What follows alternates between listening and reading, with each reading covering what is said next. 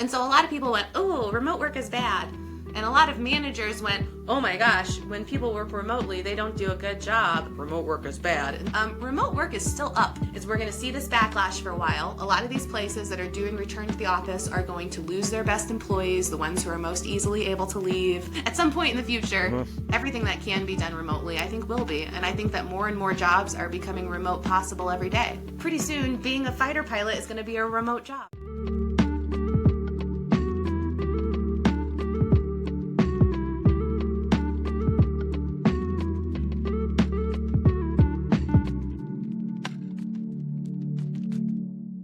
Hello, Brittany, and thank you for doing this. Thank you for accepting my invitation.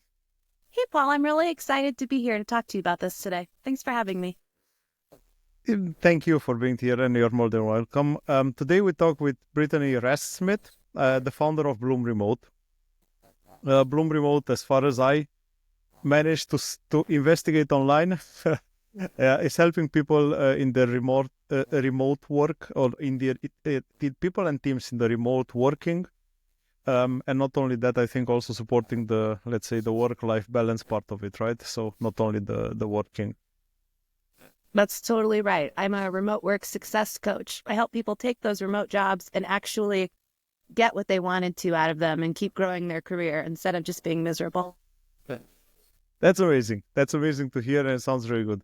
Brittany, before we explore the current role and what Bloom Remote is doing, I know it also from you that you've been an expat for a small part of your life, and I would like to ask you what motivated to go outside of the U.S. When I was an undergrad, I started out studying women's studies, and I quickly picked up sociology and anthropology as my majors.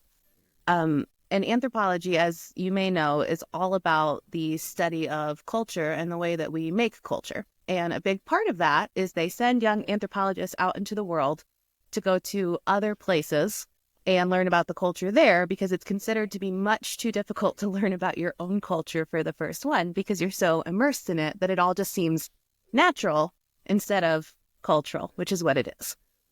So when I was a junior, I was very strongly encouraged, as were all the anthropology students, to study abroad.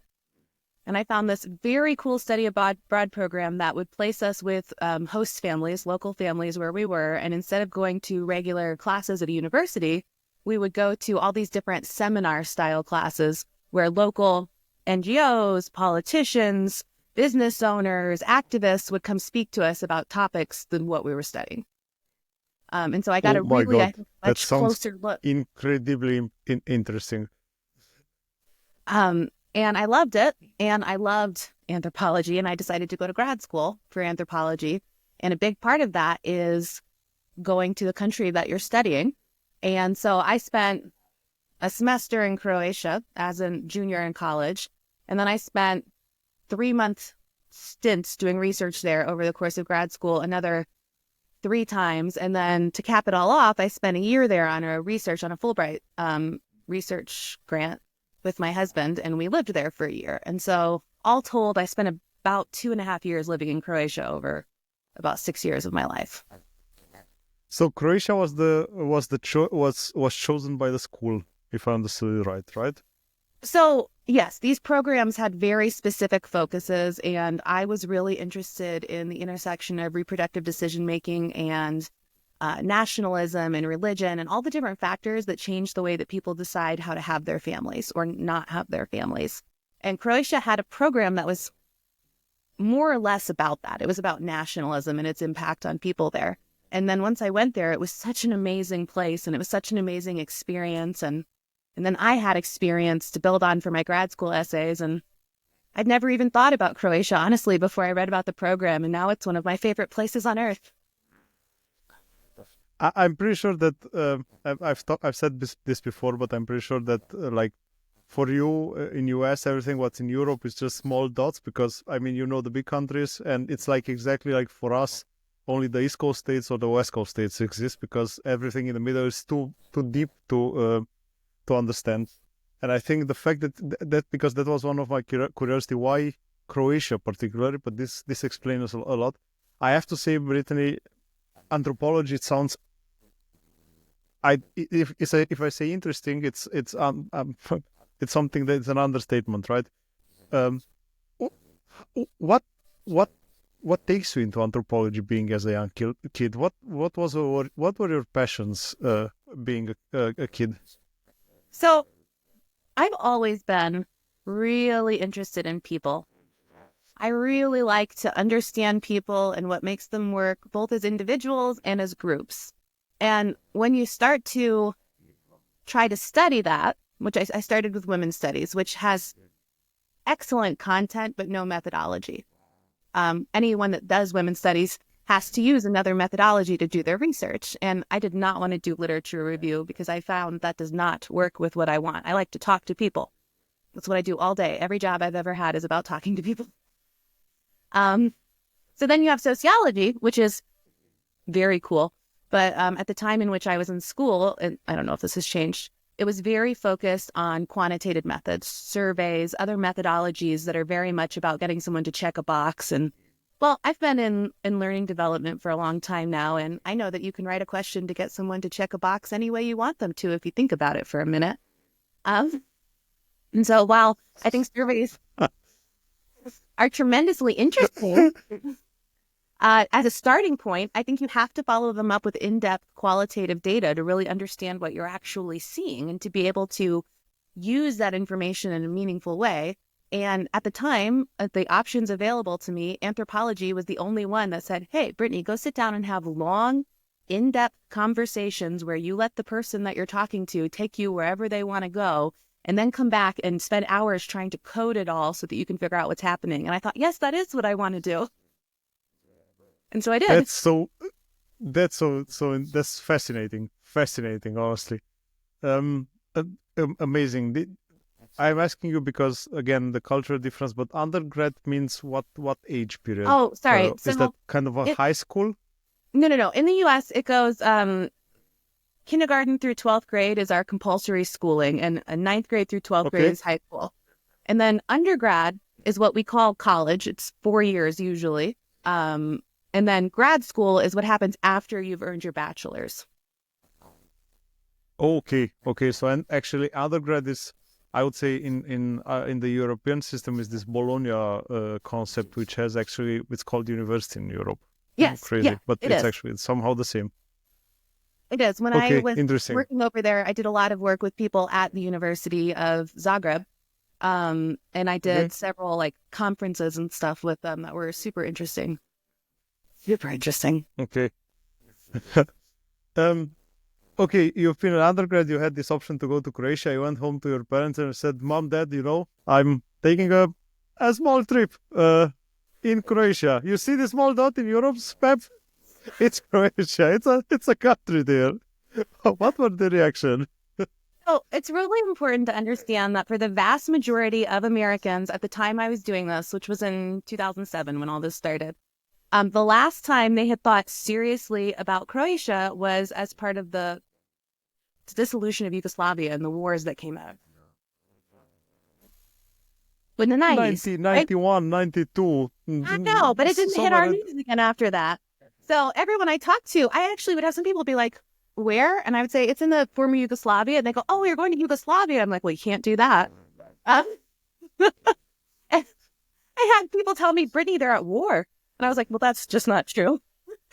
That was 17 years ago. Now they are okay. Actually, I have a story I love about this because when I told my mom and a bunch of other people here, friends, family, strangers at parties, I told everyone. I was so excited. I would say that 90% of the people I talked to said some version of, Brittany, don't do that. That's too dangerous. It's too dangerous there. And I was like, and so then I get to Croatia and fast forward a while, I've made a bunch of friends there who are Croatian. And I'd start saying things like this to my friends and people I would meet at parties there. Oh, well, if you're ever in my part of the States, look me up. I would love to take you out and show you my hometown. And they would go, oh, I would never come to America. It's too dangerous there. True. 100% true. 100% true. Absolutely understand what you're saying. Have you ever been shot? Do you own a gun? Do you have it now with you? Like, you Are can you really buy really guns good in right now? stores. And it really made me laugh because everyone I spoke to on both sides of the ocean, their jerk reaction was, don't go there. It's too dangerous. And I don't know. I really think that that whole experience was one of the things that made me start to be more critical about what the news tells us and the predominant narratives that we get about other places, because it was the first time I thought to myself, is it possible that we're being kept afraid on purpose?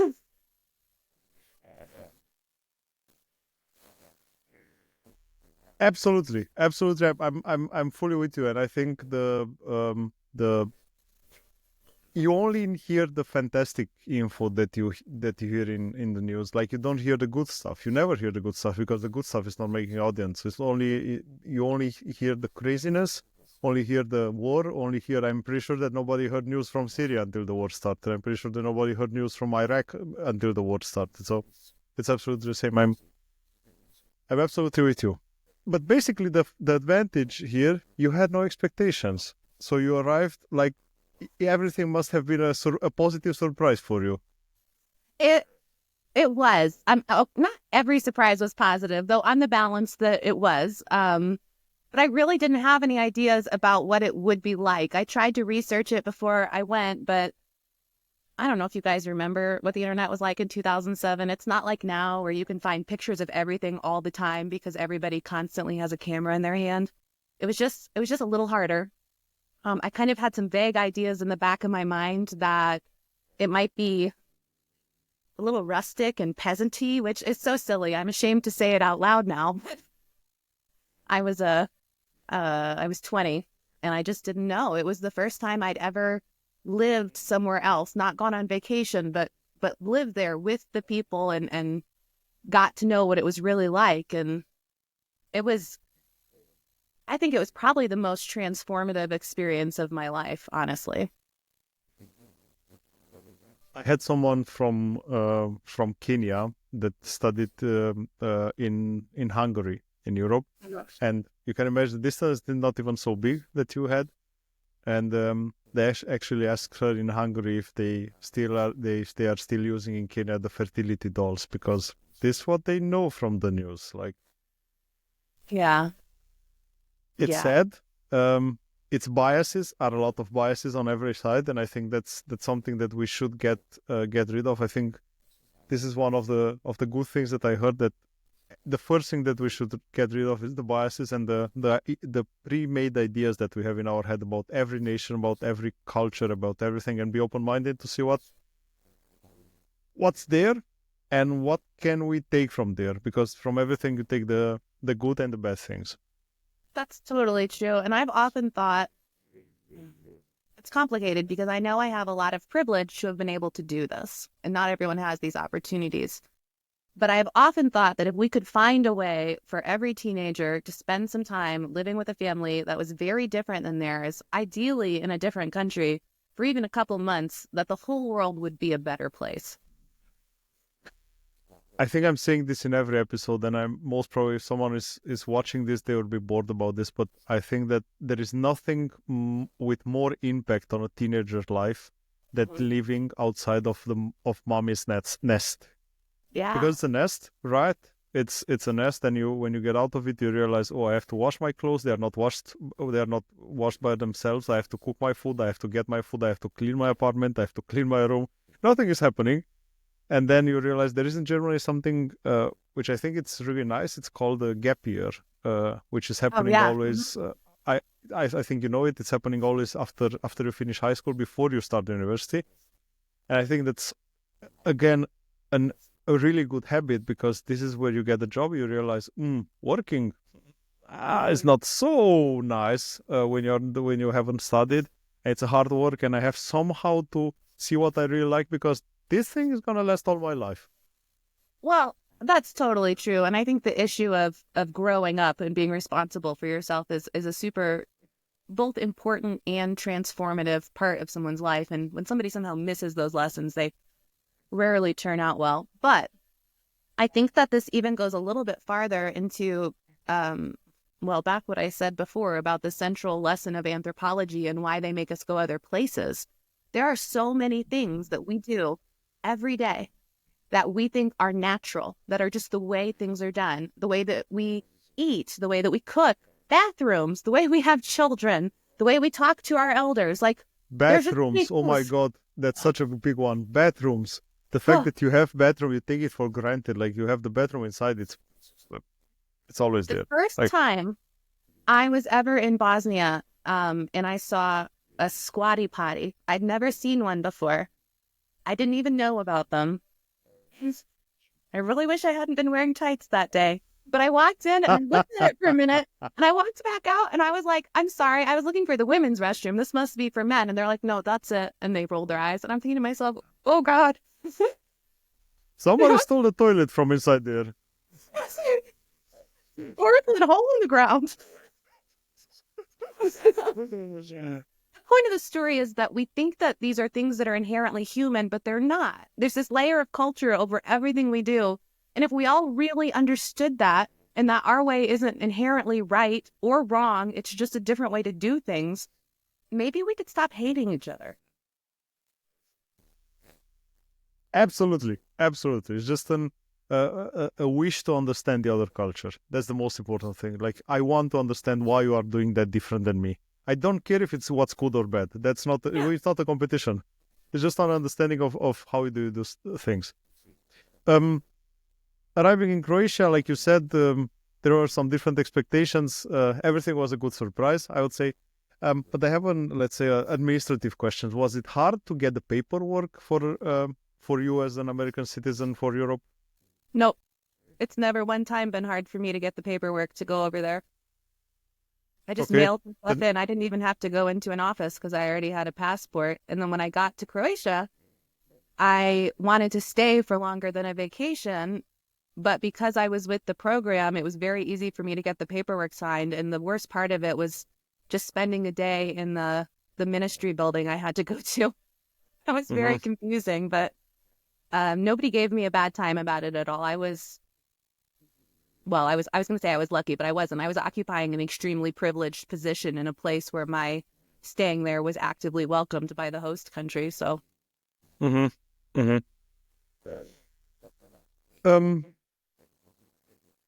What did you like about the culture? What did you not like or not really enjoyed at the beginning about the culture? okay. So there is one thing, well, there are lots of things I loved about the culture, but there is one thing that I still to this day think of wistfully and with jealousy in my heart that they have there that we don't have here. And that is that everywhere you go in Croatia, they have these lovely outdoor cafes, outdoor cafes. And you can buy a beautiful, any kind of coffee you want, tea. Usually they have cakes, they have gelato, they have liquor at all hours.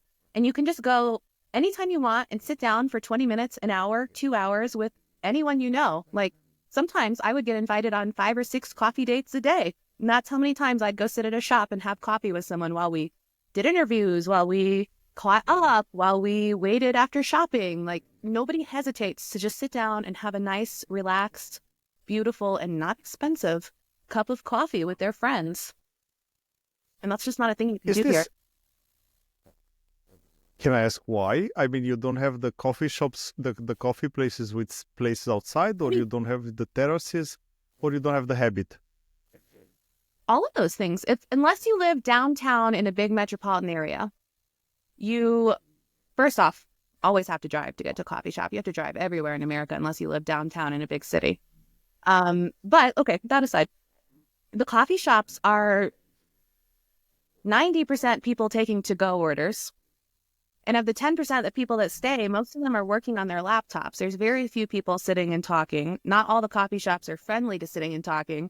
And not a lot of people think about it. So do I go ask my girlfriends when they're like, hey, let's catch up? And I'm like, yeah, let's grab a coffee. Sure. Once or twice a month, maybe. But it's always a little surprising, and it's not part of our everyday culture. It's something that I have to go out of my way to make happen. Mm-hmm. And it's not as nice. It's just not as nice. And we don't have the cakes. That's the worst part. You have chocolate chip cookies. You cannot complain, right? You can't. You have chocolate chip cookies. You have Reese's. You have. I can tell you a lot of things that we don't have. But we don't have beautiful multicolor layer cakes that some pastry chef has made look like a work of art that you can, for a few euros, have this giant piece of beautiful cake. Like, it's just not a thing. You can't have it. My wife makes those, and I love them, but they are not so good so often, I have to tell you. And when you have them at home, they are even worse. Oh, no. Honestly, I think it's part of the broader hospitality. Everywhere I went there, people, you meet for coffee, you come to someone's house, they feed you. A lot of the people I knew lived with their parents still because that's much more common there, though I think it's becoming more common here.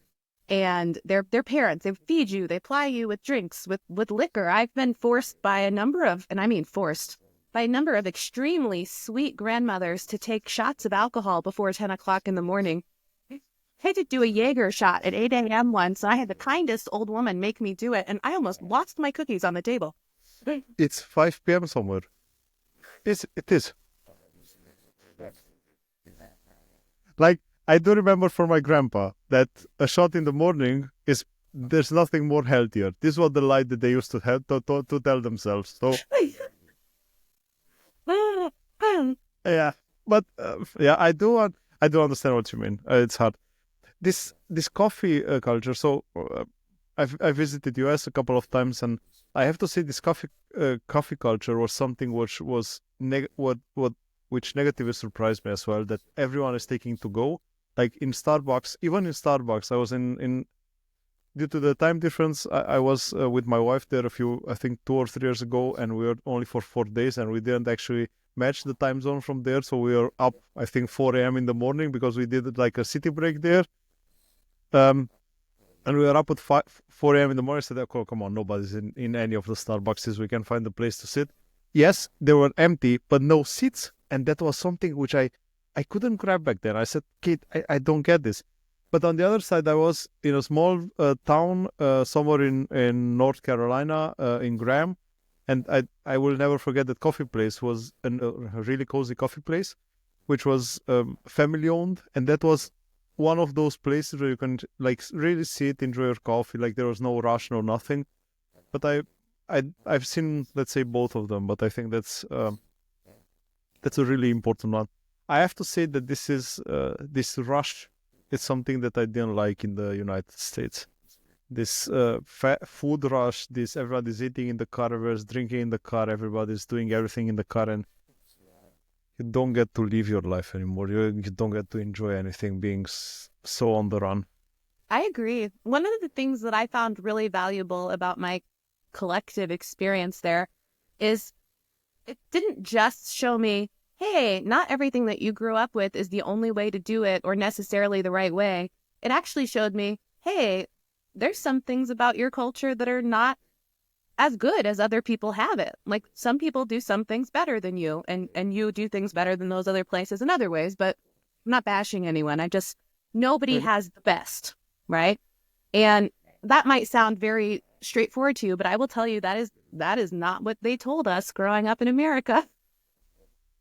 For sure, absolutely. And but I have to say, it's not about good or bad. Good or bad is not about right or wrong. It's just about the differences and you can see, okay, I prefer this thing instead of that thing. It's just a matter of and I prefer it a little slower. Nothing else. I miss it. I miss the little bit slower. I miss the working over at the university and everyone being like, let's just go get a coffee. Let's just be done today. Like, we don't have to kill ourselves, which is not what it is like most of the time when you're working here. Was that something that you didn't like, that you preferred more in the American way? So one thing that I didn't like as much, or it wasn't as good a fit for me in Croatia, is that they have a really relaxed attitude about answering you about things. So if you're waiting to get something signed for your health insurance, or you have to submit a paper and you're asking somebody to sign in or something, it is really slow compared to what I'm used to here to get a reply. And I know that ties into what we just said before about taking a more relaxed attitude. I loved the relaxed attitude when we were together, but as an American, it drove me crazy when I'd have to like physically chase someone down to get them to sign a paper. And it really showed me how deep that fast-paced work ethic and that idea about what you owe to your colleagues is ingrained in us. I couldn't, even as I was thinking to myself, gosh, I admire the way they live and I wish I had more of that, I could not let go of this desire to have things done quickly.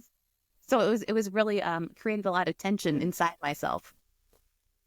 And I have to tell you one thing: if you think Croatia is slow, you have to go into Portugal or Spain.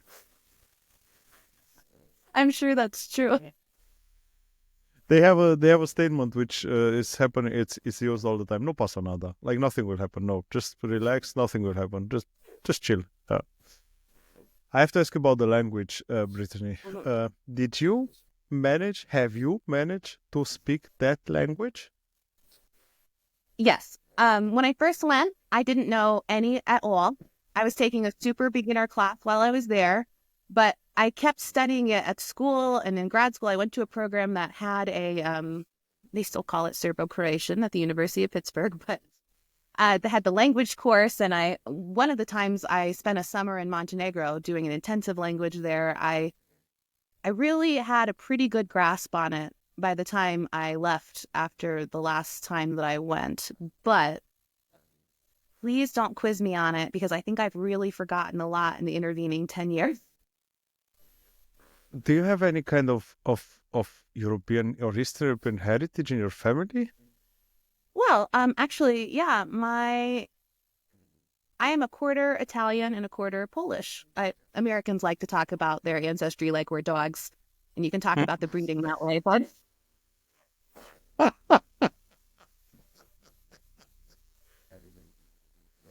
That was so good. I know it was. I know 23andMe was really a hit a few years ago. Now they went bankrupt, but I think this was something which was a hit a few years ago. And I always said it's a lucky guess. But no, it's not like that. My 12% grandfather, Irish.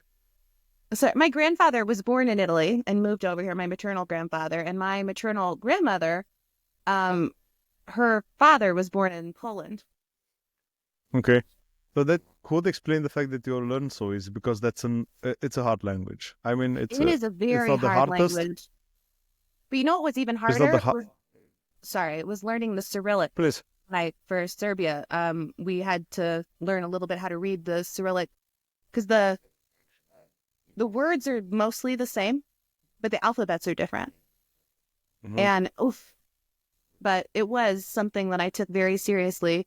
But you know what was really frustrating is I wanted so badly to talk to people in Croatian while I was there because, well, And I wanted to nobody. practice and I could, and I worked so hard for it. And they would let me at most say, oh, hello, hi, how are you? And then they'd say, Give me a let's switch beer, to English. and that's it. And if I was like, can we please talk in Croatian? They would say one of two things. No, my English is better than your Croatian and I don't want to do this. Or, no, I want to practice English. So the only times I really got to practice Croatian for more than a few sentences or in class was when I would go way outside the metropolitan areas and talk to elderly people. That was it. Everyone else spoke some English. Because everyone wants to practice their English. That's a fact that is happening quite often. My second language is also English. I prefer to speak it instead of German every once in a while. And at the beginning, I didn't spoke German when I moved to Germany, and it was hard to start because everyone wanted to speak in English. Everyone wanted to speak in English. At the one moment, I said, guys, you have to be patient with me as well. I'm alone. You are a lot, so chill. I cannot help with the English of all of you. How did you build, or no, not how? Did you did you manage to build your network of your social network there to have friends that you can go out with in while being in university? Because afterwards you've been with your husband, it's quite easier. Let's say it like this: you go out together, and then connections are forming. But in university, was it hard to build social connection with your colleagues? It wasn't. Everybody was extremely friendly and welcoming, and I made a point of putting myself in the situation where I would meet and really get to know and spend time with people who were Croatian, who were from there. I didn't want to spend my time hanging out with other Americans that were doing what I was doing, not because there was anything wrong with them, but because that's not what I went there to learn. I know what it's like to be an American. I wanted to learn about what it was like to live as a Croatian. And so I did a bunch of stuff. The first time I went, I did NaNoWriMo, which is the National Novel Writing Month Challenge. Everybody, you have 30 days and people form these groups. I'd never heard of it before, but I just saw it and thought, hey, and you go sit with other writers once a week and talk to them about it. And you try to crank out a whole terrible novel in 30 days, which I did in English. But what was very cool was I just showed up at this random bar one night where they were having this meeting, and I went in and I went into this group, and I was determined to speak Croatian and not to ask them to help me, even though my Croatian was not good enough for this. And so I went and I sat down and I had this very stilted conversation, but they all were like, oh, that's nice. That's nice. And then right as we were leaving, somebody said something and I said, oh crap, I forgot my ticket, or something similar in English. And they all turned to me as one and went, you're kid. And I said, yes, shoot, yes, you got me. And then they said, oh, we just thought you were maybe developmentally delayed. We thought you were stupid because of how you were talking, but no, you speak English. And I was like, yes, oh yes, okay. So there was my pride. I was just thinking, I understood your Croatian. And they're like, she's mentally handicapped. That's clearly what's happening. We have to help her. We have to help her. Be supportive. But then after that, that was one of the ways I met this fantastic group that I started hanging out with. And I did a few things like that. I did some live action role playing out in the woods because I got invited to do it. I'd never done it before. I know. I'm not. You know what? No, nice. You know what? Nice, really nice. I mean, everything that you can get it in every activity that you get involved when you're not at home, when you're in a different country, you should do it. And this is a message for everyone. Everything. That's exactly it. I wasn't going to say, oh, I'm too cool for that, because quite frankly, I don't care. One of the things that's been great about getting older is I don't care if people think I'm cool anymore or not. And what I did want was to meet people and have real relationships, both for my own mental well-being, so I wouldn't be lonely, but also so that I could learn the things I went there to learn and really get to know what it was like to be there. And I made some fantastic, fantastic friendships every time I went over. Absolutely, and this is exactly the right mind setting that you have to have, because at the end, if I'm cool or not, if you like me or not, if I manage to say the right words, if you think I have a mental disability, I don't care. I had fun. That's the most important, and that should be the focus of everyone. Like, as long as it's not a contest, as long as you don't want to show anything off, just have fun. Yeah. Tell me something about the local food. Please tell me something Delicious. about the local food. Really? Delicious. I actually, one of my host mothers, one of the times I stayed there, and then several of my friends after that, I had them teach me how to make a lot of it. Not a lot of it, just some of the key things. I still, to this day, cook it for my husband and myself. I don't know, a couple times a month in the winter. A lot of it seems to be winter food. But it is, the sausages. Everybody makes their own sausages. They dry them, or they have a country cousin that dries them out there.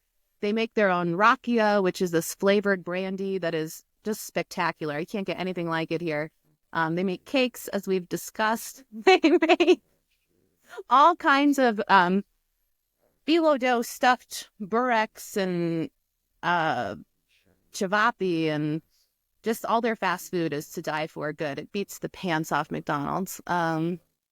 It was delicious. I ate a lot of stuff I'd never eaten before when I was there, but it was fantastic, which was lucky because I was often not really given a choice about whether or not I was going to eat at someone's house. I remember once I went to a christening, and I was the only foreigner there, and everybody was really wanting to make a moment to talk to me because I was like a curiosity. It's like getting a special balloon display for a party, right? You got to go take a look. And so the hospitality culture is in full force. Nobody wanted to come over to me without giving me a drink or something to eat. And after a little while, I'm dying. I'm just like an overblown balloon, and I'm about to explode because I've eaten so many little treats. I'd had so many drinks. And so I thought, I'm clever. I'm going to get rid of my plate. I'm going to put my plate down, and then that'll be it. I'll be safe. And I had this woman come over to me, the sweetest little grandma, 2 of them actually. And they were these little hunched, wrinkled old things, and they didn't speak any English, so I got to practice a little Croatian. And then they said, you have to try our cake.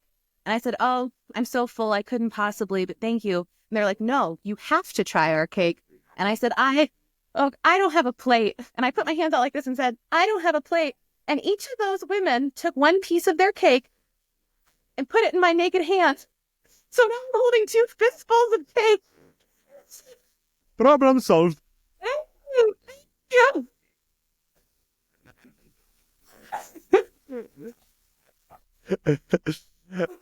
Nice. I think it has something to do with the Eastern European hospitality. I have to say, this is great. Like, you cannot say no to food, you cannot say no to alcohol, you cannot say no. They don't take no for an answer. Done. Just done. I have just a small remark because I was searching while you were telling the story about food. I have one small remark regarding what we have discussed before. I was reading an amazing book which is called The Courage to be Disliked. I had to search for the name because there are 2 Japanese writers, and never in my life I would remember the names, and I'm sorry for that. It's Fumitake Koga and Ishiro Kishimi. So I'm sorry. But an amazing book, The Courage to be Disliked, and it's exactly that. Just have fun. Just enjoy life. That's the most important. After the amazing experience, because I'm pretty sure it was amazing, you came back to US after university. You started your, let's say, business career. It was a business career, so professional career. And then you decided to go back. Was there something different when you went back?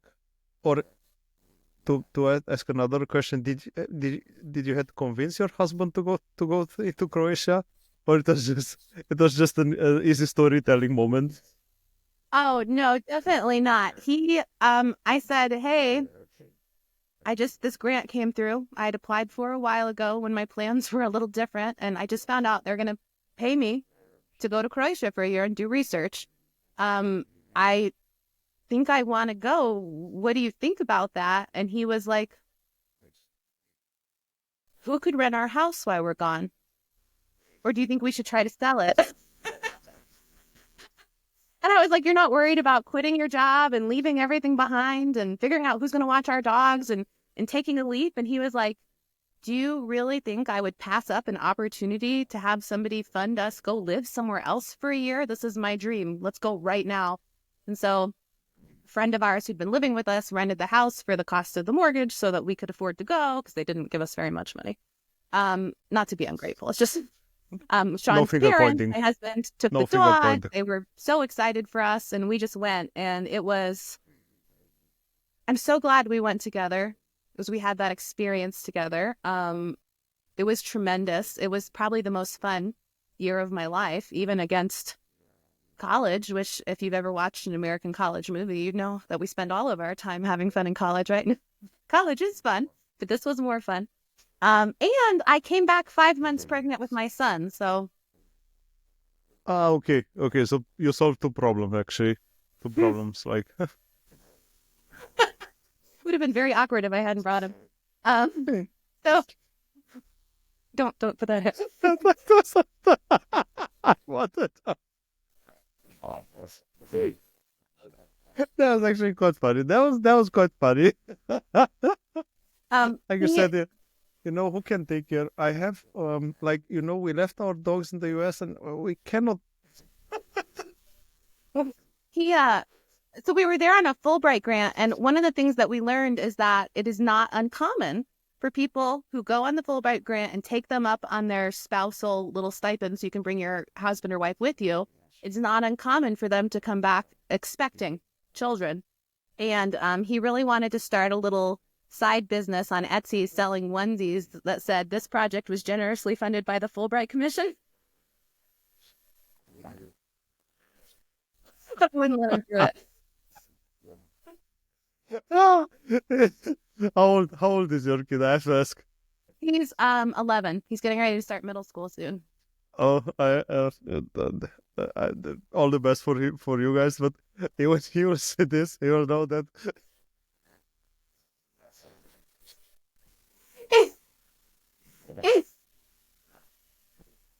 Actually, it was really interesting. It was another, so one of the things that I was interested in as a researcher was reproductive decision making. That was part of what I was there to study. Reproductive decision making in the context of nationalism and the ethno-nationalism modeled after the Catholic Church. That was big at the time, if you remember. And Yep. I got a really front row seat. I was getting all my prenatal checkups with a Croatian doctor. I got so much advice about having babies from all the Croatian grandmothers that I knew. I had constant, all the rules are different. Did you know that Croatian women can have a little coffee and wine when they're pregnant, but American women will be stoned in the street if they try? It was just that's a little example, but there were just so many things in this highly important, but also very, very personal space that is reproduction that were so profoundly different between America and Croatia that I never would have understood if I hadn't physically been in the middle of it with my little pregnant body. I think that's an amazing experience because the difference in the cultures, like you said, the difference in how we handle pregnant women, how they handle not only that, but how they plan everything for the baby, it's completely different, and it's a completely different world. Only to understand it, it's amazing. It's really amazing. Okay, a really nice story. I loved it. I had a good laugh, even though it was a hard day at work, but this was a really good laugh. Thank you for this. I have to be up. Absolutely, it's an honest thank you. You came back to US. You said, okay, you had a baby. I do assume, and you went back to work. How did you end up in this remote working area, or had that something had to do with your out of the country experience, abroad experience? It did. One of the things that I learned when I was abroad, and I didn't have an office to go to. Nobody was really talking about remote work yet, but I had work to do. And I realized how much better I could do my work when I could have quiet when I need it and not be crammed in an office with a bunch of people. I'm terrible at working in an office, honestly. It makes me so unhappy, and it also is so hard to do any actual work because while I love to talk to people, and that's a big part of every job I've ever had, the other part is I have to sit back by myself and I have to think. I have to create the programs I'm creating. I have to write. I have to take what I've learned about someone and think about what the right kind of tool is. I often end up creating new tools for my clients on the spot right after we've had a conversation because I realize that there's a need that I hadn't seen before. And then I go and spend a couple hours quietly making it, and then I give it to them, of course, but then anyone else that needs it moving forward, because people have a lot of the same problems and barriers and issues. A lot of it's structural is the real deal, right? So I realized that I was perfectly capable of producing at a very high level, at an American level, by myself. And that actually I did a much better job when I could structure. I know you're serious. But the way you put it, it's so funny. And I'm being facetious, basically, you started making America great again a few years ago.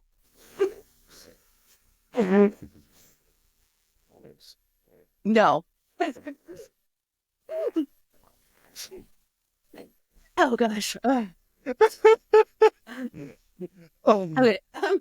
Stop. I realized that the name of this episode will be, if you want to have a good laugh, this is the place to click on. It's like, okay, so I have this beautiful life now, and I have for a while now, where I can take my son to school and then pick him up again after school instead of having to do this complicated ridiculousness that so many parents do because our school hours and our work hours don't align. If you have a regular full-time job and your kid is in regular full-time school, you have at least 2 hours of no childcare unless you arrange for it. It's a mess.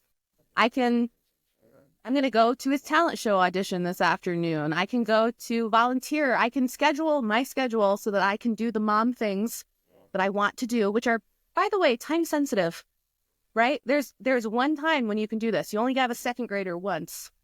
Time sensitive and extremely important for the mental Really health of the kid.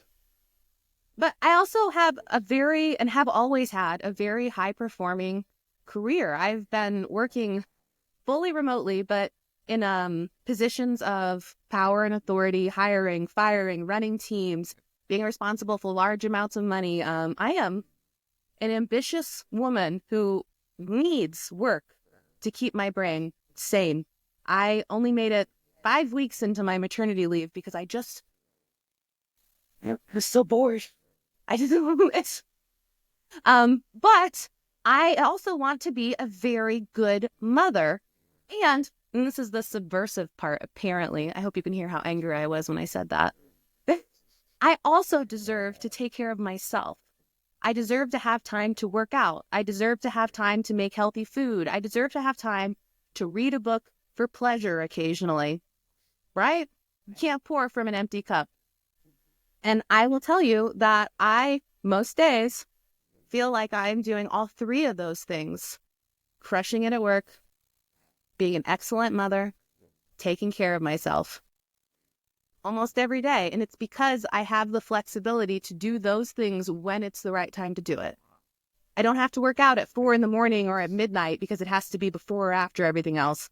But I also can sit down when I'm ready to do the work and you feel it and you're like, oh gosh, okay, I'm ready now. I have a great idea for this webinar I'm hosting at the end of the week or whatever. And do it right then. I can make it all work together. And while, quite frankly, I think this idea of having it all is something that's been sold to women as a bill of goods and it's really hurting a lot more than it's helping.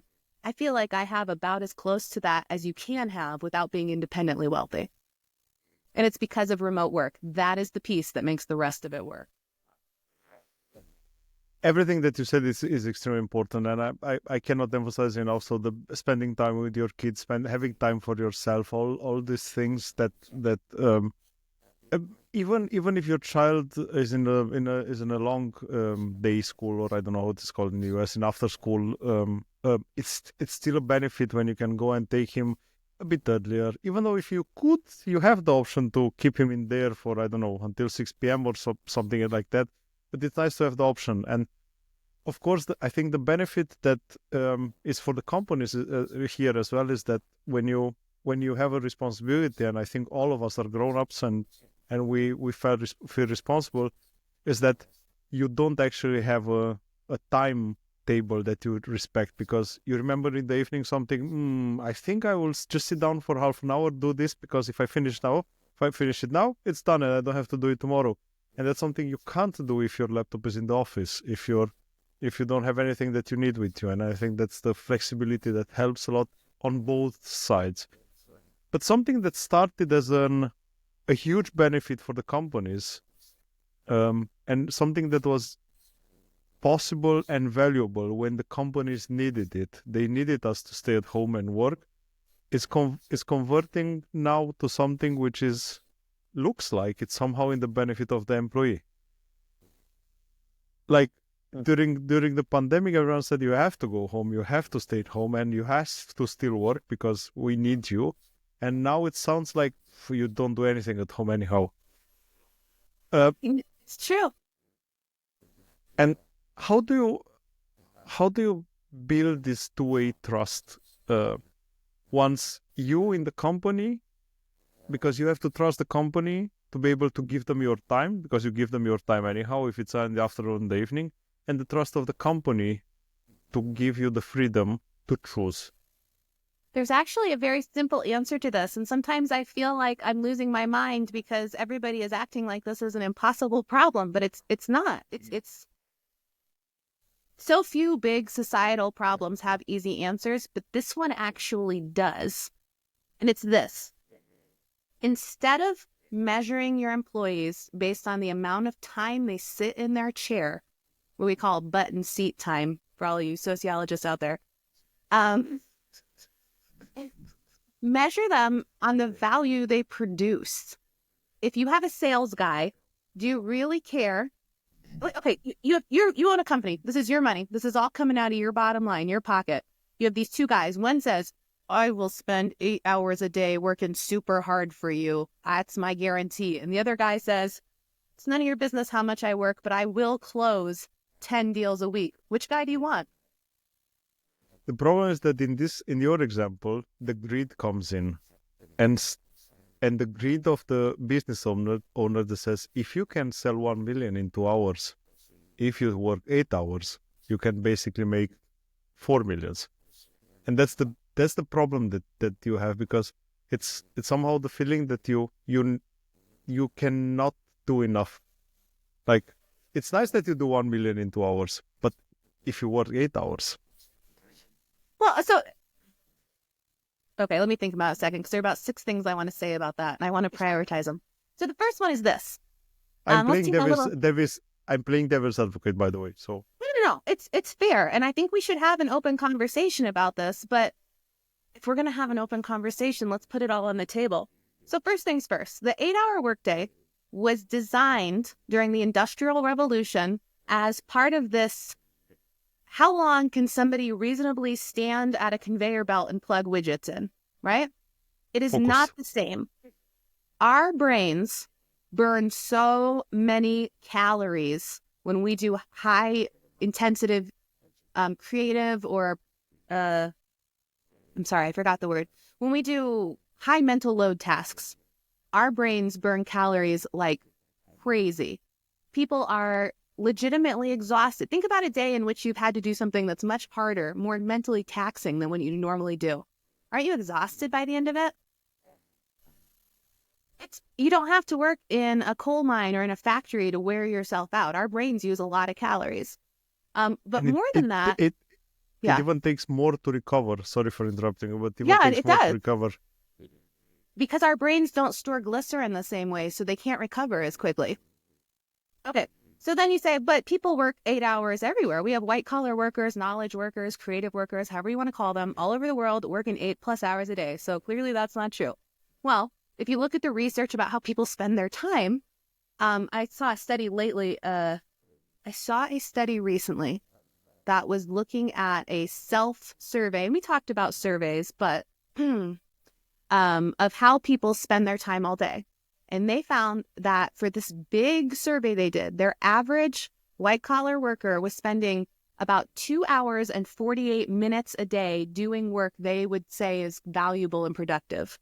The rest of it was meetings, it was killing time on your phone, it was talking at the water cooler, it was pretending to work. That's not even 3 hours a day. Yeah, true.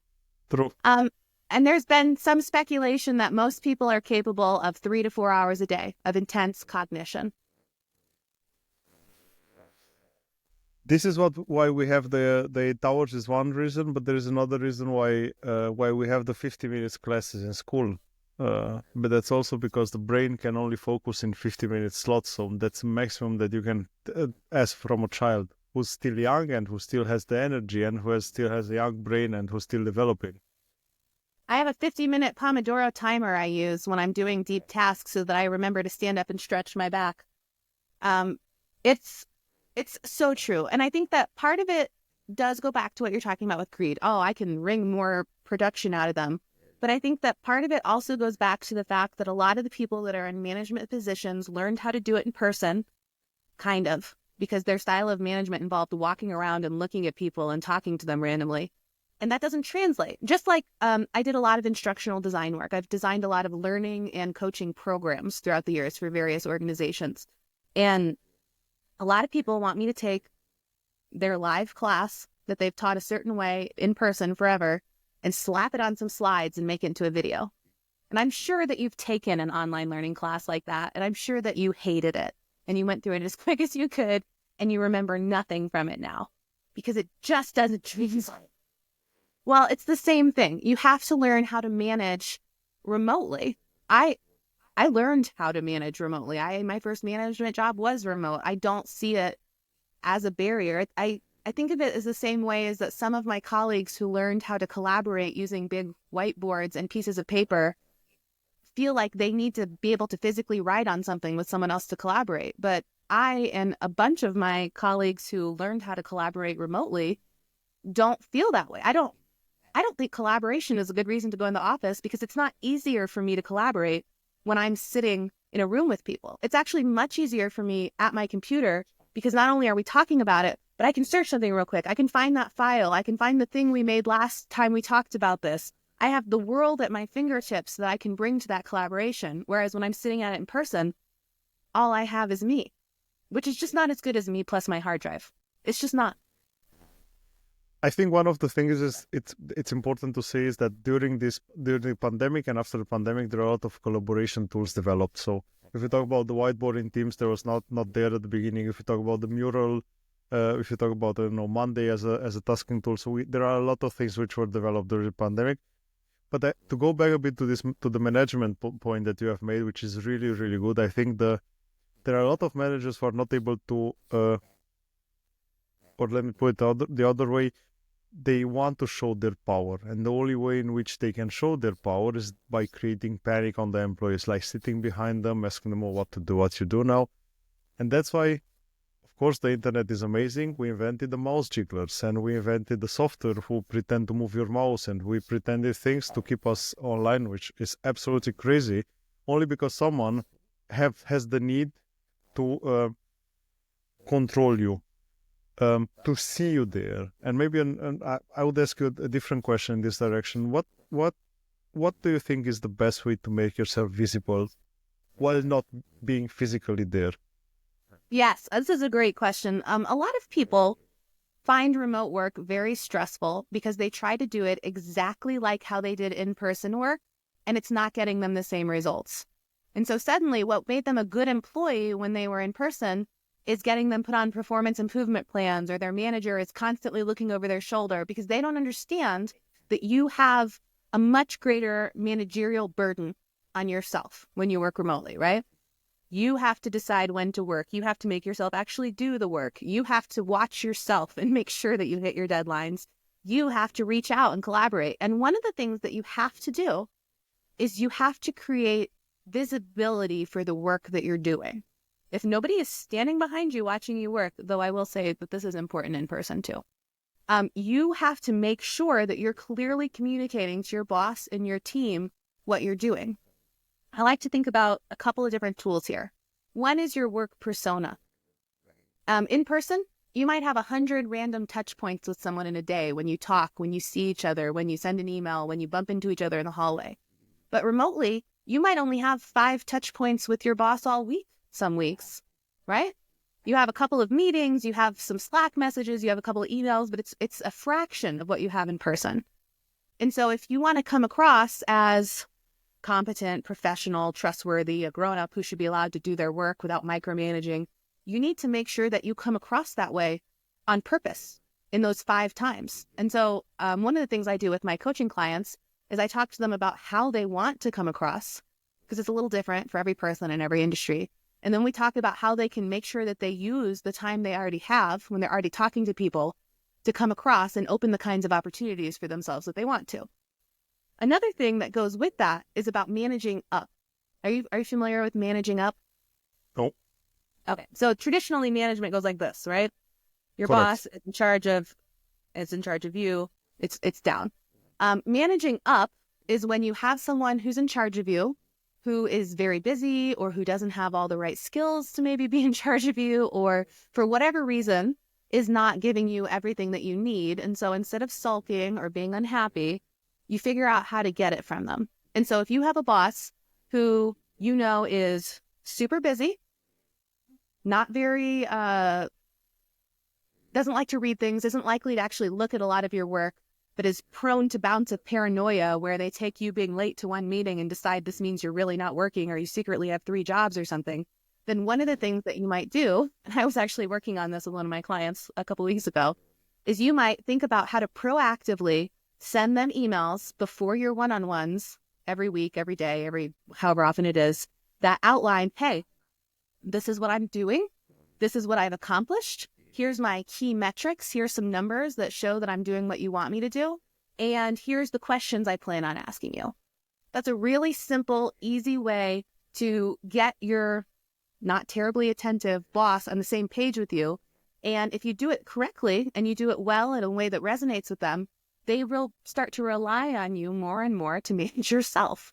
And as long as you are doing that in good faith and doing a good job, that's exactly what you want. You want to be the one saying, I've done this, I'm getting ready to do this, I want to talk to you about this, I've got this all together, you don't have to worry about me, look at me over here producing, as opposed to him being like, I think I'm going to start tracking your mouse movements so I can make sure you're working 8 hours. Because at that point, why are you even working remotely? You might as well go into the office so that you can at least get the free bagels. Correct. Absolutely correct. And I think I really have an honest question here, and maybe from my own experience. Where do you find the balance between giving too much presence and not giving enough presence? So, I don't know if I hope you understand what I'm asking. So I don't want to be the stressful employee that says, "Oh, boss, I'm here every 10 seconds," but I just want to show him that I'm there. okay. I think I do know what you mean. This was a lesson I learned the hard way at my first in-person job. I had a summer internship at the well, not my first real career kind of job. I had a summer internship at the CDC, and I was not given enough work to fill my day. And I was 18. Motivated? I didn't know that no one gives you enough work to fill your day at those kinds of jobs. And so I was pestering the crap out of my supervisor and her team. I need more to do. What about this? What about this? What about this? And I got to the point where one of them finally pulled me aside and said, "You're going to ruin this for everybody. Shut your mouth." Nobody likes you for this. You are destroying the game that we have here. So hold your horses. Which is one of the things I love about remote work and focusing on what you produce instead of the hours it takes you to produce it, is I hate the feeling of sitting and twiddling my thumbs and pretending to work. It feels dishonest and bad and boring, and it makes me, honestly, after a while, pretty depressed. It's a terrible feeling.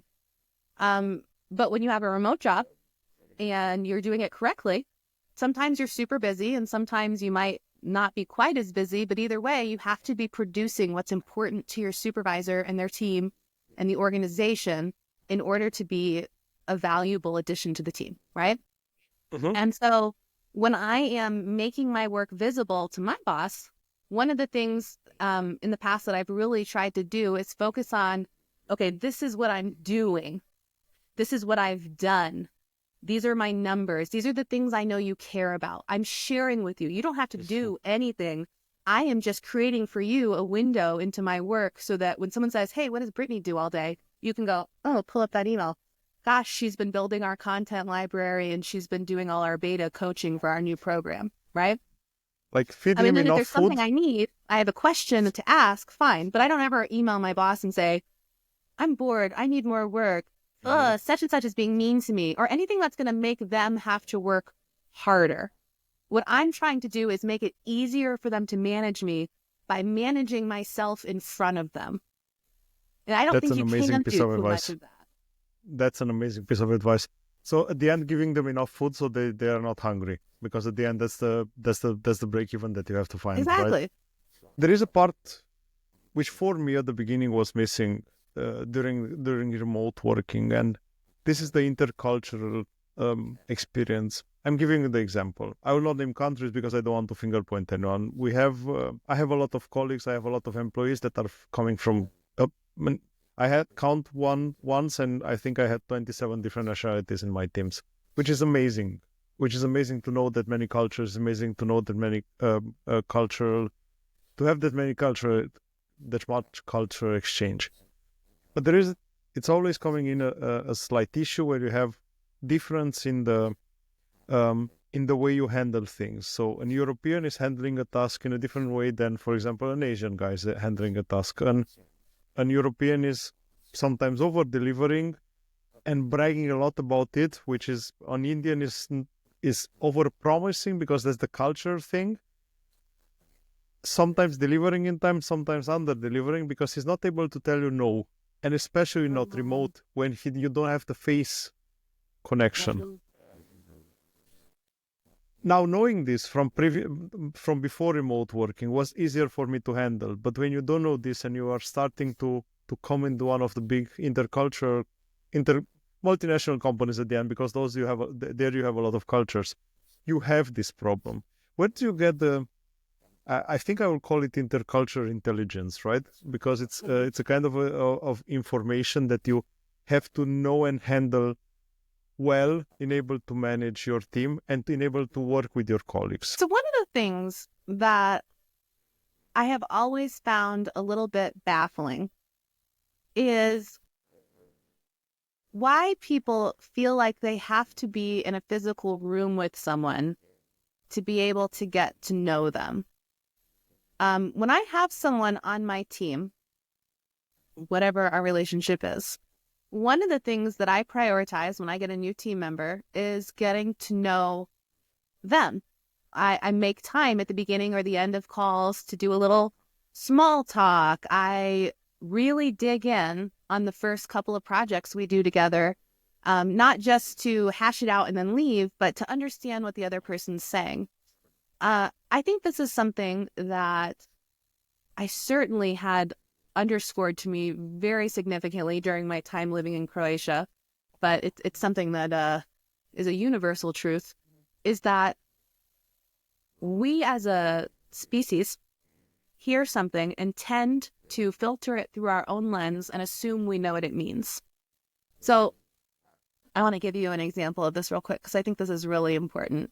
I used to do a lot of social service coaching, and I was working with a woman who was working with a client who was trying to build her natural community so that she could have more support because she didn't have enough support to meet the challenges that she and her family had in their life. And this woman, the client, told her facilitator that she had a big family dinner on the second Friday of every month. And the facilitator kept saying, that's perfect. That's the perfect time to bring up all your issues. That's the perfect time to make a plan for the month. That's the perfect time to rally people around you. She kept trying to insist, let's draft up some points so you can say like, oh, Aaron's really struggling with school. Oh, Tanya is doing drugs again. What are we going to do about that? Because this facilitator, in her mind, heard family dinner and said, I know what that is. That's when mom and dad and all the kids sit around the table together. That's a family dinner. But this woman who was of Mexican heritage, what she meant was that she had about 70 people in her extended family who all lived in the area who would all meet up somewhere and have a giant barbecue. And so what this facilitator was asking her to do was wildly inappropriate and wouldn't have worked and wouldn't have been therapeutically correct. But it took several conversations trying to really help her dig into this before she finally realized, and by the way, she only realized because she got invited to one of these events. And then she was like, oh. So this is what you do. That she wasn't really listening. She was assuming what the person meant. And so when somebody says to me, I think I can probably do that by Tuesday, and they're a new team member, what I want to do is I want to dig in a little bit. I want to say, okay, help me understand you so we can work better together. When you say you think you can do that by Tuesday, what do you mean? Right? Because they might mean, I like to set the bar low so that I always beat it. They might mean, I don't think I can do that at all, but I don't feel good saying no to you. They might say, I'm terrified of this project and I have no idea how to do it, but I'm new and I want to prove myself. Or they might mean, really, I'm not sure when I'm going to get to this, and we'll get it when we get it. And that's how I do my work. And so one of the things that I would want to learn by listening closely, asking questions, not putting words in their mouth, not assuming I know what it is just, hey, when you say, I think I can probably do it by Tuesday, what does that mean to you? And by having conversations that mix learning a little bit about them as a person and really digging in and not just taking their words at face value and assigning my own bias and lens to it, but rather learning what they actually mean, in a pretty short amount of time, I get to a place where I know what to expect from them and they know what to expect from me, and we've found a good way to work together. But I don't need to sit in a room with someone to do that. I've been doing that for a decade and a half over the phone or over Zoom. And I've never Amazing had... piece of advice. Amazing piece of advice, Brittany. Amazing piece of advice. So taking the time and actively listening is something that we have to learn as a society in general, and especially in the business environment. Totally. Like, yeah, this rush has to somehow stop. One more thing that goes a bit into the direction of the employee. As I said before, you have the risk there. You have a small risk there that you feel that you are always on duty because you have the laptop there. Oh, and yeah. It's always, if you have a working place in your house, it's always connected to your docking station or it's always connected to the monitor. And if you pass by, it pops out and says, I will just shortly check my emails. And then you you see an email that makes you angry. And then you say, well, I have to answer this idiot now because it cannot wait until tomorrow. And that gets you in the risk of burnout. Yeah. How can one avoid this? I mean, that's the $1 million question, right? I know a lot of people who are struggling with that exactly. And frankly, I've been there. And there's a couple parts to this. And I wish that I could just give straight answers to everything. But the real answer to every question is it depends on your context, on you, on your work, on your coworkers, on your boss, on all kinds of things. But in general, there's two major pieces of advice I'd like to share with everyone about this. The first one is to, as much as possible, really ride the waves of work as they come in. I have never worked anywhere that didn't have busier times and slower times. And I used to work as hard as I could during the busy times, resenting that I had to work so long when it was keeping me from my baby or whatever. And then during the slow times, I would still work as hard as I could and try to come up with more things to do and start new projects and always be at peak productivity so that I would be a valuable contributing. That's not how I do it anymore. When it's a busy time, I understand that there are times when a business needs more time from you than what you're normally supposed to do. And I accept that. And I go all in and I work hard and I make sure that we make that grant deadline or that we get that proposal to that client in time or we have that new class ready by launch. Those are real deadlines. It's not any artificial urgency. That's things that have to happen. And if I have to work 12 hours today to make that happen, I mean, I try to plan so that doesn't happen, but sometimes it does. But so that I don't burn out and so that I don't resent my employer during those times when it's slow, and I only have a little bit to do, and I just came off this big week where I worked 60 hours. If I only work 30 hours the next week, then fine, right? I'm going to take a time to go for a run in the middle of the day. I'm going to go out to lunch with my mom. I'm going to not just ride the high parts of the wave, which is what people seem to mean when they say ride it, just dig in and work as hard as you can. But you got to take the dips too and give some back to yourself and refill your cup.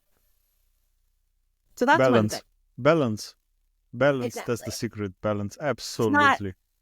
One of the things I love about remote work is it's so much easier for me to go all in during the hard times and make that happen because I'm not leaving my kid at daycare for 12 hours to do it, right? But on the downtimes, I take that too and I refresh and I replenish and it all works out and comes out in the wash. The other thing that I think is really important is to get a sense of what the boundaries really are. There are a lot of people out there who are panic responding to emails that were not supposed to generate panic. That, your boss emails you at night because that's when he's working, but he didn't really mean for you to respond to him at night. She didn't mean for you to stop eating dinner and go log back on. Like, sometimes it's an emergency, but a lot of these things are in our heads.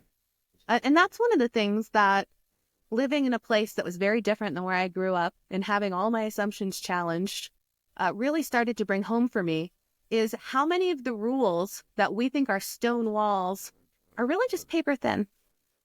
And you can break them with no consequences to yourself. And you shouldn't let your fear keep you in a stressful little box when the only thing that's keeping you in there is your fear. Did you know how many people I have helped? That was deep.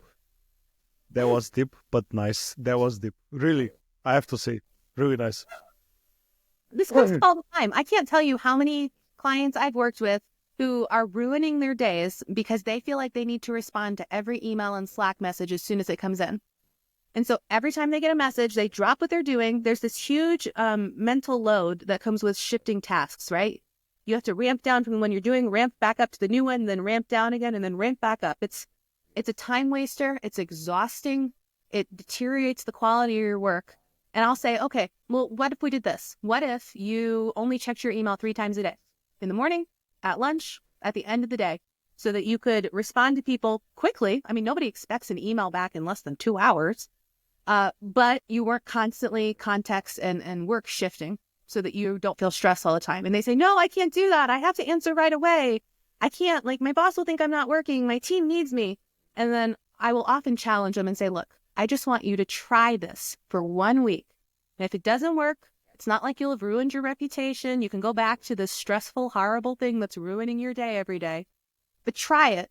And I have never had a single one of them come back to me and say, I got in so much trouble. They all come back and say, oh my gosh, Brittany, I got all my work done. And it took me 2 hours less than it normally does. Like this switch can get people 5 hours back every week that they were wasting just shifting back and forth. So there's a couple of ideas. One piece of advice that I have based on my own experience: close your Slack, Skype, Google Talk, Google Meet, Teams, whatever you have as an instant message tool. Close it during the deep focus tasks that you have to do, because otherwise you're not able to do them. But amazing piece of advice with the balance, Brittany, because that's, I think, something that everyone has to learn for themselves, and I think that that's something that we are responsible for. Yes. We hear a lot about the remote working in the last half of year. We hear about a lot of negative about remote working, which I, by the way, love how it end up being a benefit for the employee. Where do you think it's going? What do you think the direction is of remote working? I think that for a long time now, we have been seeing the slow but steady growth of remote work, right? My father, who was probably one of the only guys doing it in the 90s, worked out of our house in the 90s. This isn't new. The pandemic did not start remote work. I myself was working remotely for years and years before the pandemic, and a lot of people were. So we just had this steady incline. But sometimes at these various inflection points in our history, something happens and something takes a big jump, right? The Industrial Revolution, the Civil Rights Movement, actually any societal change you can think of has had this happen, basically. So during the pandemic, it went from this to, oh gosh, everybody's working remotely. And most people did it very poorly. I'm just going to say it. Most people did exactly what they were doing at home. They panicked. They didn't have the right tools. They didn't have the right mindset. They didn't change how they were managing. It was just a mess. And so a lot of people went, ooh, remote work is terrible. And I'm like, well, why? Because the time that I did it, it was terrible. And you're like, okay, fair. For example, what they did with our schools here was largely considered to be a tremendous failure. Of course it was. They made this huge shift where they sent all the kids home. They had nothing made. They shoved everybody onto an LMS real quick. And like my kindergartner was expected to spend hours every day sitting in front of a Zoom call. He couldn't even really read yet. Like, what was he supposed to do? He was 5. So anyway, it was terrible. It was terrible for managers. It was terrible for employees. It was terrible for children. It was just terrible. And so a lot of people went, oh, remote work is bad. And a lot of managers went, oh my gosh, when people work remotely, they don't do a good job. And instead of thinking, did I set them up for success? They just think remote work is bad. And so for all the reasons we talked about before, we're at steady growth. We see this big increase, and now we're seeing the backlash. We're seeing them yank it back. Remote work is still up. the number of jobs, the percentage, everything is still up from pre-pandemic levels.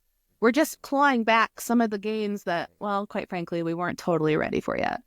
But now that everybody's gotten a taste of it and they know it's possible, we're seeing an accelerated timeline. So I think that what's going to happen is we're going to see this backlash for a while. A lot of these places that are doing return to the office are going to lose their best employees, the ones who are most easily able to leave.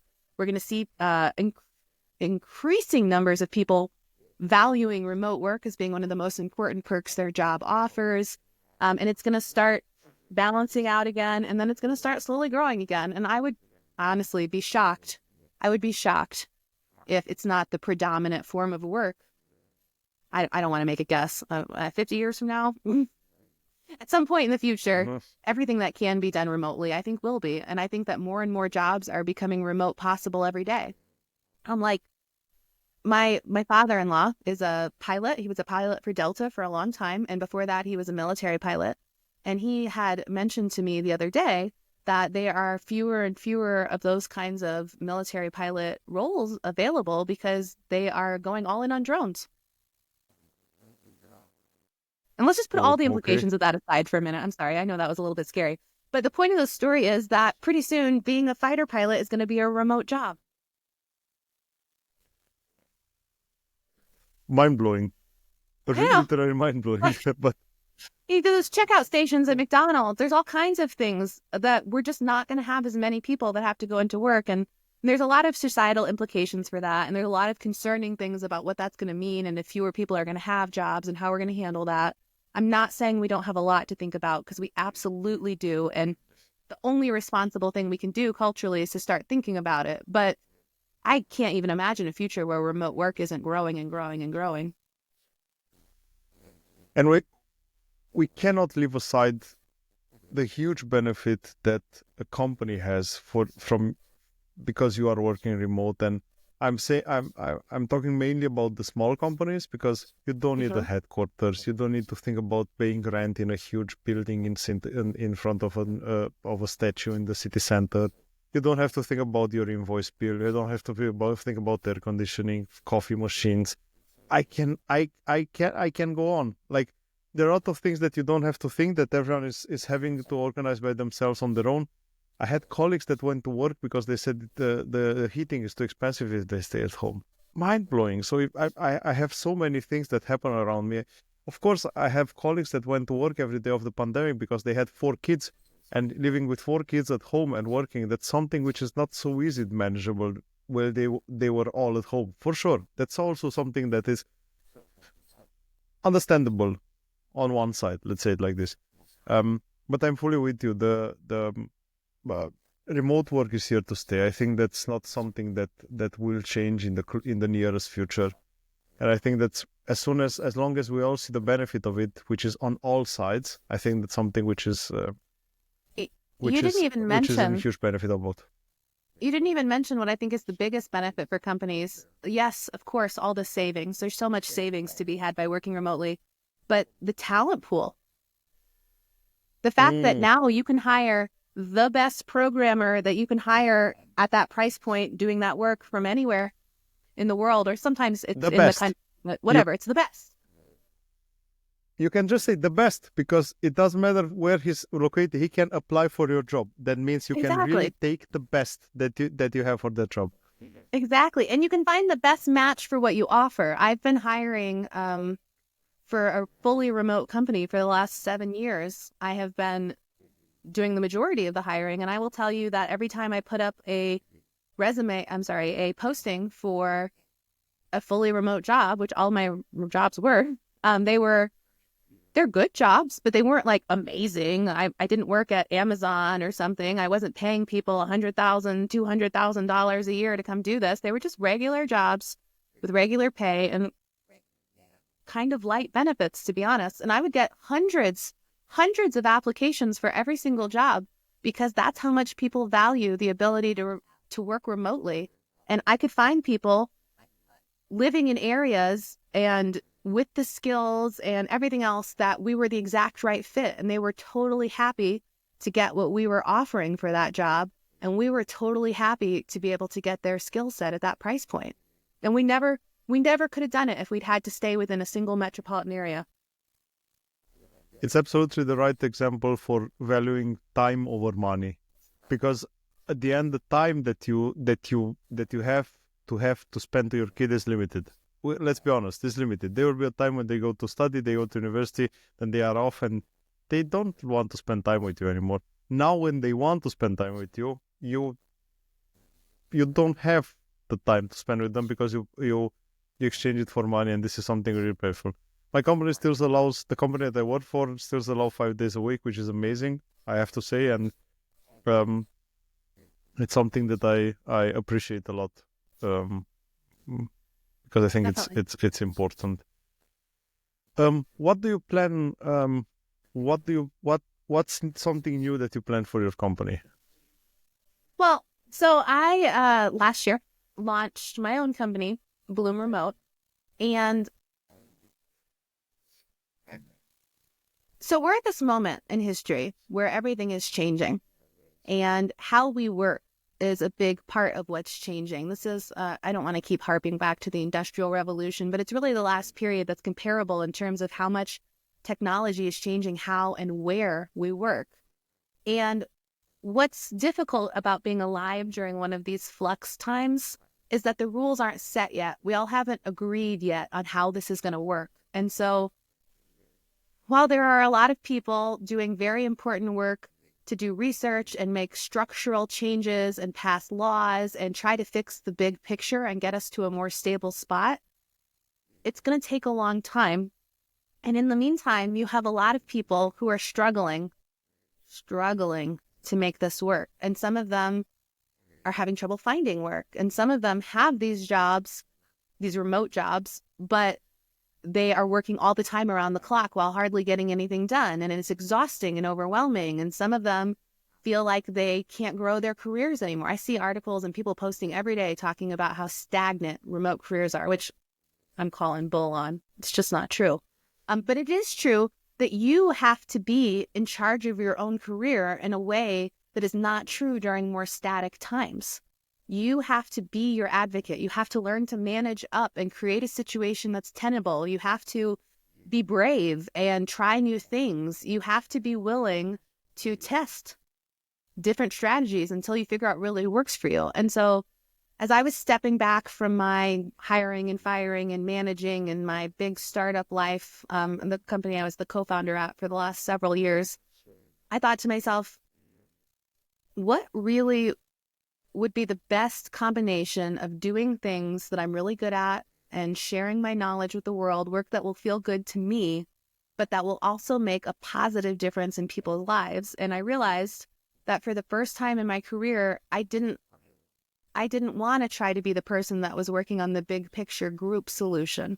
I wanted to be able to work with people directly and help individuals, mostly women, largely mothers, actually, though I have certainly worked with women who don't have children and with men, but help them figure out how to carve out of all this madness a space for themselves where they can thrive in their careers, where they can continue to grow and get promotions and do work that feels good and lets them create impact and lets them grow professionally and be present for their families and their children during this very limited time when you can be.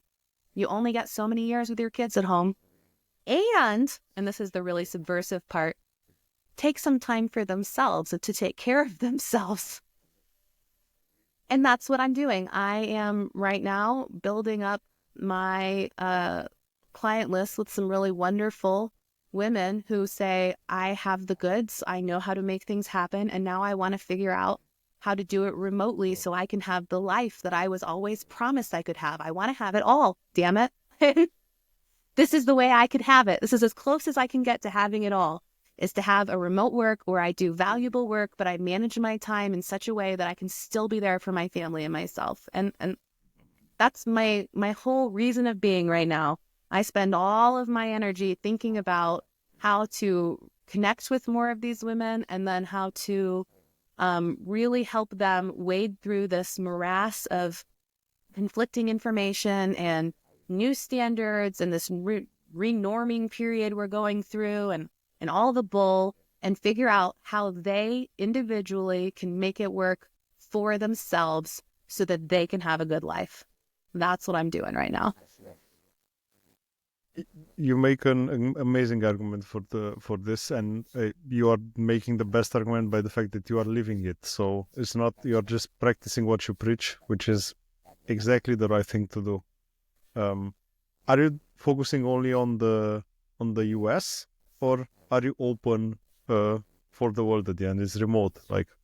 I would be open to doing it anywhere. Right now, my clients are all in the US, but I think that's just where my network is. But I actually had a woman reach out to me from India a few days ago, and I told her, I think that what I do applies to what you're doing, but at the same time, I've never worked in India. I'm never going to promise anyone anything I'm not sure I can deliver. We were talking about that before. That's me. I like to go all in when I take a project, but I don't take a project unless I think I can be really valuable and really help the person that I'm talking to, because I only do work that I feel good about. That's my promise to myself as I'm coming into middle age, is that I'm going to put all my energy into things that are meaningful, and I'm not going to waste any more time on things just to say that I did them. I'm interested in making a positive impact on people's lives, and so anyone that works with me, the first thing that we do is we have just a free 30-minute call where we just really talk about what's going on so that they can see if they think I have anything to offer them, and I can see if I think I have anything to offer them. Because if I don't think I can really help, I don't want to take their money. Makes sense. 100% makes sense. And I think it's a waste of time on both sides.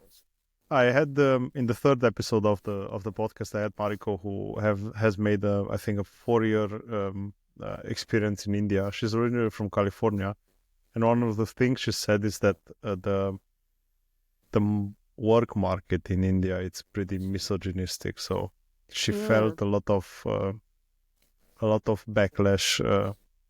First of all, because she was a woman, and second of all, even if she passed the woman's side, because she was American. That was something that it's him. I will link the episode in the show notes capture, because it's a nice discussion with Mariko. Brittany, sounds amazing. I have to be honest, sounds amazing, and I hope you are making an amazing argument for this. And this is what I said. The fact that you're practicing what you preach is nothing that can be more marketing for you than that. So I think that's something that is quite important. I will link your details in the show notes captures below as well. Oh, thank you. And I will try to tag you everywhere where the episodes will be posted. I like to finish always with the same group of questions. And before we wrap this up, I have some questions that I would love if I get an answer from you.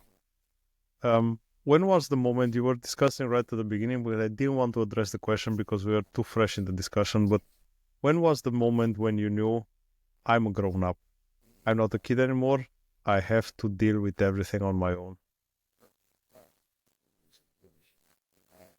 Gosh, that's a hard one. I was actually talking to my sister the other day, and I said, I have all the hallmarks of a grown up. Right? I'm married. I've been married for almost 20 years, coming up on it. I will cut this out. This pause before saying the amount of years, I will cut it out just for the sake of your marriage. I was doing some quick math. We've been together for 20 years, but we got married in 2008. So, no, thank you. But, I've been married a long time. I have a child who is not a baby anymore. I have a house and a variety of animals that depend on me. I am completely my husband and I are completely financially independent. What I mean by that is that no one has supported us for a really, really long time. I have my own business. Before that, I was a co-founder at another business that did quite well. I have an advanced degree. Like, I have all the things that grown-ups have, and I love helping people and going out there and trying to give advice to people and doing whatever I can do to help them make their lives better. but I'm not sure that I totally feel like a grown-up, and I'm starting to think I might not. Like, yes, Yeah, it's all on actually me. described. You are describing exactly the grown up, and I think that's a secret. That's something which what I enjoy about this question is that I keep saying this sentence, but everyone thinks that when you're a kid, you think there's going to be a change in my head when I'm a grown up. There's going to be a new way in which I will think stuff, and no, there's not. There's just happening from one day to another. And I realize, oh, I own my now. I have to do it on my own. Oh, now but for invoices are coming, bills are coming for this and that. Uh, there's no one besides me that can help, and I think that's something which is. But you describe the perfect grown up from my point of view, that you can, as long as you handle the things on your own, that's exactly the thing that you wish for when you're a kid, and this is what you wish for your kid as well, right? To be able to manage Yes. the world on his own. Sometimes I think the disconnect for me is it seems like grown-ups take their lives very seriously. I don't want to. Not that I'm not serious No. about my obligations. I have a lot of responsibilities in my life. I have a very responsibility heavy life, on purpose. I think that's an important part of having a meaningful life, is having people and things that can depend on you and picking up your portion of the burden. But I don't take myself too seriously. I've been wrong too But many that times. I've learned too much. I've changed my perspective too many times. I can't take myself too seriously. such a precious statement, Brittany, because the fact that you admit that you're wrong is the biggest sign of maturity that you can have. The moment when you are able to say in front of everyone, "Oh, no, I was wrong. You are right," or "I had an opinion about something in the past. Now I change it." That's something that I know grown-ups that are not able to do it. I know people that are not able to admit they were wrong because they think the world will fall down on them. But it's not. It's not. No, nothing is happening. It's such a nice world when you give the burden away to say, okay, no, no, I changed my mind. Yes, I did believe that. I don't anymore. So Yeah. that's the perfect Politicians sign take of being note. a grown-up. I kind of lost the hope. instead of admitting you are wrong, you make up Double BS down. stories about exactly double down. No, push it. No, make up a story that can fit the narrative, and then you realize, oh, that has a gap there. No, we make up another story. Yeah, so they are not grown up. What's that one place that everyone should visit before they die? Oh gosh. Well, okay. There is a national park in Croatia called Plitvice. It means falling lakes. And it's you can hike through it, but it's all these different lakes that waterfall into each other. And there's these beautiful bridges and pathways that wind through it. I've been a lot of places. But this is probably the most beautiful place I've ever been. I've noted down. I'm not far away from Croatia. I always expect from. I had a few guests from US until now, and I always expect that someone is giving me a secret place in US that I haven't heard about. But I always get Oh, places around me in Europe. well, I mean, there's a lot of really beautiful places in the US, but Give me a secret gem. Give me something in okay, so Colorado and nobody knows except someone that is living there. okay. So one of the things that my husband and I really like to do when we have a long weekend and we can get away, hypothetically, is to drive up into the mountains. We live right on the front range of. We plan it a lot For more than we for actually go. for the parents between us, Yeah, hypothetically yeah. speaking. Um, we live right on what's called the Front Range. It's just the eastern half of the Rocky Mountains. I can drive an hour and be in the mountains. And yes, a lot of people go up in the mountains in the winter and go skiing, and it's magnificent. But I think that a lot of people don't know how strikingly beautiful the Rocky Mountains are in the summer. And so we'll go up there in the summer. There's Steamboat Springs, for example. They have, actually all over. these natural hot springs that come right up from the earth, and they put them in different kinds of pools. Some of them are very engineered. Some of them are very rustic. Idaho Springs is another one that's right up there, Glenwood Springs. You're sitting in the mountains. You can see just forever the most beautiful panorama of fields, and there's wildlife, and we have hawks and eagles and deer and antelopes and bears. A bear knocked over my trash can last year. But all these different kinds of wildlife, and the sky, it looks like those old master paintings. I didn't even know before I moved to Colorado that the sky could actually look like that. I thought it was just the fevered imagination of the old artists, but it's the big clouds and the colors and the wildlife and the green, and you're sitting in this hot tub that's gushing up from the earth at 105 degrees, and a fox walks across, and you just, I don't know, it feels like you're just part of the earth, and it is so spectacularly beautiful. Come to the Rocky Mountains in the summer. That's what I'm saying. We were discussing actually yesterday about our holiday plans for next year, because last year already, because we were 25. In 24 we've been in US on the East Coast. Huh. I love US. I love US for the cliches. I love US for the movies. I love you. I grown up watching US movies. I know all your school buses. I know all how the high schools look like inside. I love how your houses. I love how your houses looks like from inside and outside. I know everything. I just love US. I love do it, and I'm honestly open about this. I think it's an amazing place, that it's huge, and you cannot grasp the size of it until you see it. And this is something that was never there. They should never talk about the size of US before they were there. I drove 5,000 kilometers in 3 weeks, and I didn't scratch the surface. No. So No, it's huge. Well, I'm glad to hear you're not too scared to come visit. no, I'm not. I mean, if you say bears are friendly, I have them in Romania as well, so I'm okay. If it's still the brown bears. Don't hug a bear.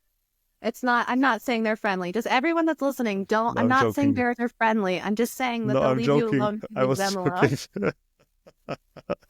There you go. Yeah. No, I'm not afraid, and I think Rocky Mountain is something that I would that I have on my bucket list. Let's say it like this. Spectacular. The hikes and the camping, and it's just it's unlike anywhere I've ever been. And I would strongly encourage you, if you like outdoor stuff, to do a summer trip to the Rocky Mountains. It is spectacular. Thank you. I will take for sure that advice. Brittany, is home a feeling or is it a place? It's people. Well, you got me confused now. Home is people. Home is the people that I'm with. My husband and I met in college. We lived in some apartments in Atlanta. We lived up in Pittsburgh when I was in grad school. We've lived in Croatia. Now we live out in Denver. He is my home, and my home is where he is. And now, of course, my son is also my home. I'm home when I am with them. And if I was here by myself, it wouldn't be home. And that's it. Home isn't a place, it's people. Nice. Thank you. Would you be so kind to recommend a song or a band that you like to listen always? Oh, that's right. Did ask me about this. Well, I was trying to think real quick if there's any new music that I like, so I don't have to immediately age myself, but I guess I've been throwing years out the whole time, so it doesn't matter. Just say Taylor Swift. Taylor Swift, it will fit always in the picture. I have always loved Modest Mouse. Float On was their most popular song. I'm not going to sing it for you. Not while you're recording me. I think I know it. Oh, Look it up. I was. That's some bangers. Okay. Nice. Nice. Cool. A movie that you like to watch and rewatch. Oh gosh.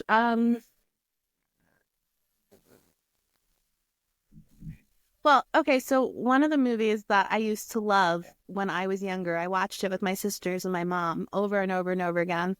And I recently watched it again when it came on Netflix, and I really think it held up, is Practical Magic.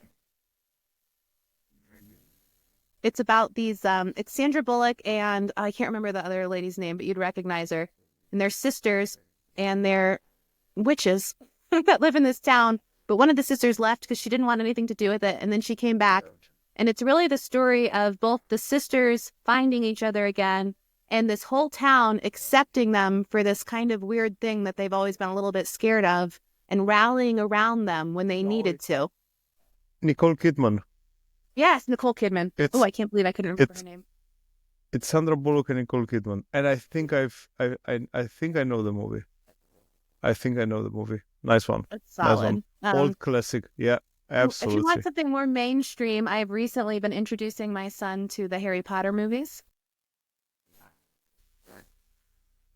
I'm still struggling with that point with my son. My son is 6.5, and I think that I still prefer to read the books for him first, or to read them by himself, and then to introduce him into the movies. We got my sister, who is a huge Harry Potter fan, bought my son when he turned, I don't know, 8 maybe. And he started reading them, these beautiful illustrated editions of the Harry Potter books. And so every 4th or 5th page, they'll have a half or a full page illustration that goes with it. And those really opened that up to him in a way that just reading it, I don't know if it would have. He was so taken with those illustrations. Thank you for the tip. That's a good tip, because that's helping.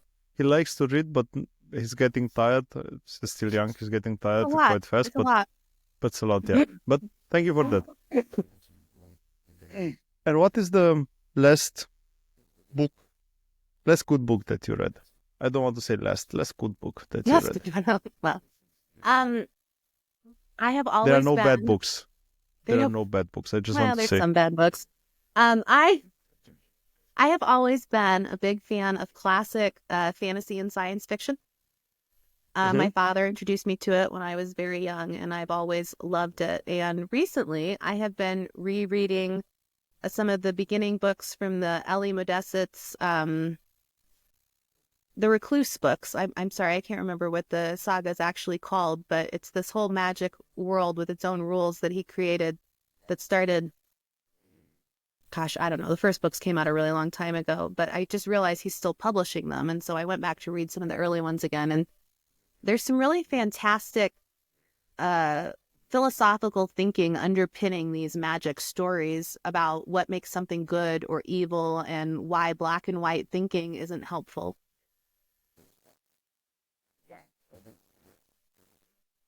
Sounds quite interesting. I will dig on that further, because I'm always searching. I'm a science fiction fan as well, and I'm more from the Dune generation. And if you know Dune and Space Odyssey, so it was a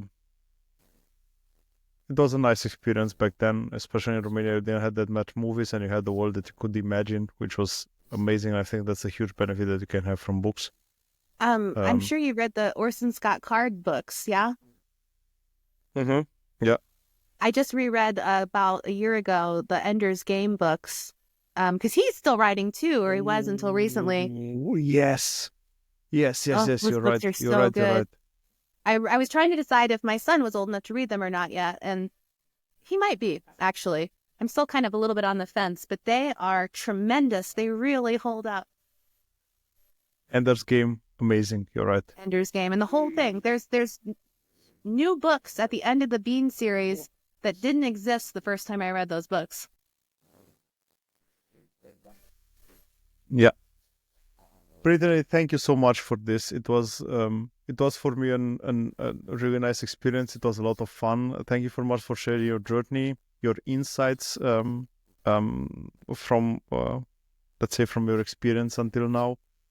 Your experience from expat life to remote working, I think it's empowering for everyone that is listening, and I hope that you manage to deliver the value that you want to deliver with Bloom Remote for everyone who wants to have it, because I think the most important step is the decision when you say, okay, I want to do this, and then you should try to contact Brittany in any shape of way. Well, thank you. Thank you so much. It was lovely. I really enjoyed it. I enjoyed as well. Thank you so much, Brittany. I will put your contacts in the show notes captions for everyone that wants to contact you. I'm wishing you all the best in your business endeavors. Thank you.